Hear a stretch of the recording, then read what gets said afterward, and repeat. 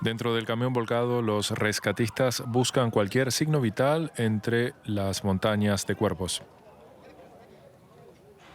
A solo unos metros de distancia, los sobrevivientes intentan recuperarse del shock. Algunos están devastados por la tragedia. A esto se suma el dolor de los muchos que han perdido a sus seres queridos. No, tengo el brazo roto, fue el tipo que habló contigo. Yo te quiero más tarde.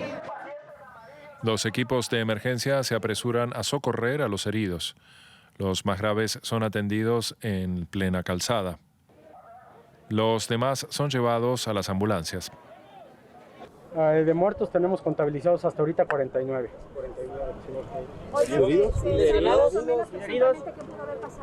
Pues venía a exceso de velocidad, eso sí me manifestaba una de las personas que llevábamos. Y pues bueno, lamentablemente pues ahí está el resultado, ¿no? Perdió el control.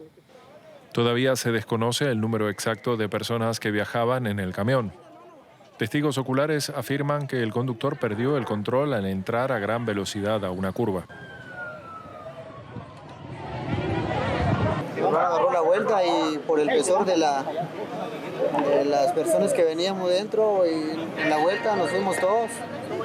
Y el tráiler no pudo retener la fuerza de las personas, el peso. Pues nomás ya se volcó ahí.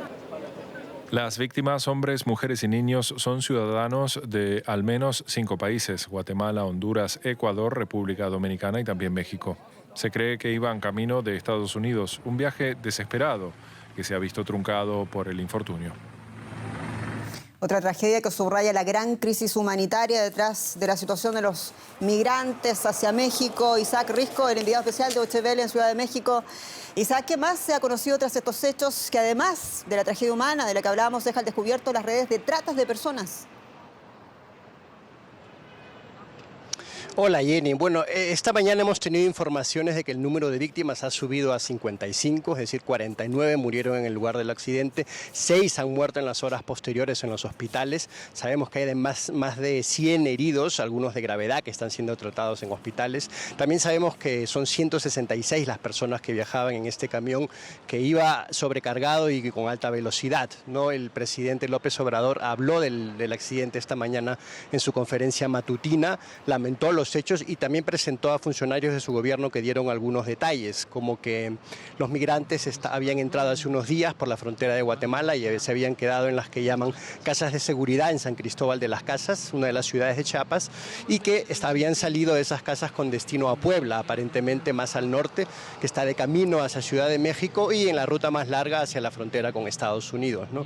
Ahora bien, hay algunas informaciones contradictorias, o al menos contradictorias, al menos no claras, que es como los retenes. Los medios mexicanos reportaron hoy de retenes policiales que hay en esta región justamente para atajar estos flujos migratorios y el tráfico de personas, y que este camión aparentemente atravesó varios retenes. Ahora bien, el secretario de Seguridad negó esa información, dijo que el camión no había atravesado los retenes, con lo cual surge la interrogante de por qué ese camión pudo evitar los retenes, o de lo contrario, si en realidad los atravesó y si estamos ante un caso de corrupción o de complicidad de las autoridades, ¿no? Esas son informaciones, como decía, por ahora no claras, no sabemos bien lo que ocurrió en este caso concreto. Por favor, quédate con nosotros, Isaac, porque queremos seguir poniendo este tema en perspectiva. Y que claro, todo esto obedece a un asunto mucho más grande que tiene que ver con la migración hacia los Estados Unidos. El accidente de Tuxtla Gutiérrez es una de las mayores tragedias con migrantes que ha sufrido la ruta desde Centroamérica hacia el norte del continente, y representa, claro, un llamado de atención sobre la situación en que se encuentran los migrantes en su paso por México. México, un país en el que cada vez más centroamericanos piden asilo. Lo harán incluso muchos de los migrantes de la caravana que partió de Chiapas en octubre. El jueves llegaron a Puebla y seguirán hasta Ciudad de México con el fin de exigir que se regularice su situación en el país. Cerca de 1,000 personas que salieron en caravana desde Tapachula, Chiapas, el 23 de octubre, se encuentran a las puertas de Puebla. Llevan casi 2 meses de travesía. A ratos van a pie y cuando pueden, a bordo de tráileres en condiciones de pésima seguridad. La Guardia Nacional les cortó el paso y los obligó a bajar de los camiones. Como respuesta, los migrantes paralizaron el tráfico. Nos prometieron que nos traían hasta Puebla. Nos bajaron en Los Curana, varios compañeros con niños en aquel frío y nos dejaron solos con aquel frío después de prometernos que nos traían hasta Puebla. Nos mintieron y a 12:40 de la noche nos bajaron de esa rastra. Y eso es algo que estamos indignados con ellos y nos siguen molestando. La capital del estado es posiblemente la última parada de esta caravana. Resulta que no teníamos agua, pero eventualmente nos dieron el agua o el apoyo que ellos pudieron habernos dado. También eso lo agradecemos, pero ahorita por los momentos necesitamos que la Guardia Nacional nos deje movernos en vehículos para lograr llegar a la Ciudad de México. Para los migrantes centroamericanos, México se ha convertido en un país de destino y no solo de paso como lo había sido tradicionalmente. Casi 120,000 han solicitado asilo en lo que va de año, dato récord que triplica los de 2019. Huyen de la pobreza y de la violencia de sus países.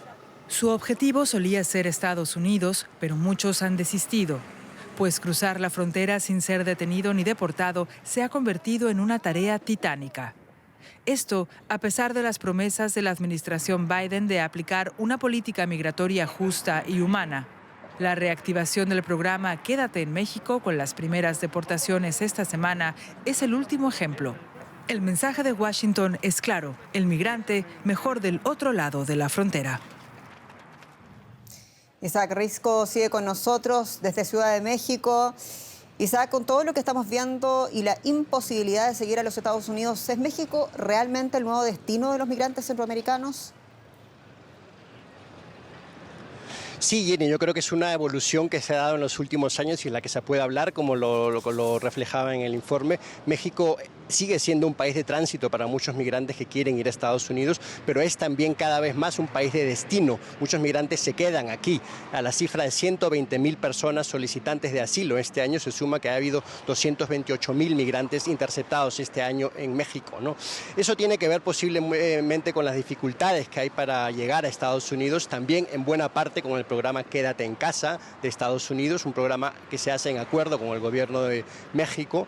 Ese programa lo inauguró la administración de Donald Trump y lo acaba de retomar la administración de Joe Biden, que prevé que las personas que quieran solicitar asilo en México, o en Estados Unidos, perdón, esperen en México, ¿no? Ese programa se acaba de retomar hace unos días y es posible que eso haya influido mucho también en la cifra de personas que piden asilo en México para poder quedarse en México y esperar legalmente en México al momento de atravesar hacia Estados Unidos, ¿no?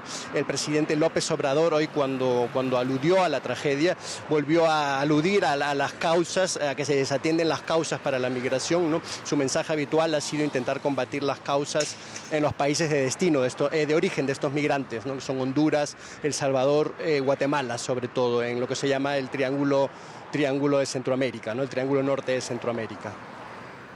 Isaac Risco, a ver cómo sigue la situación. Muchas gracias por todas estas informaciones en Ciudad de México.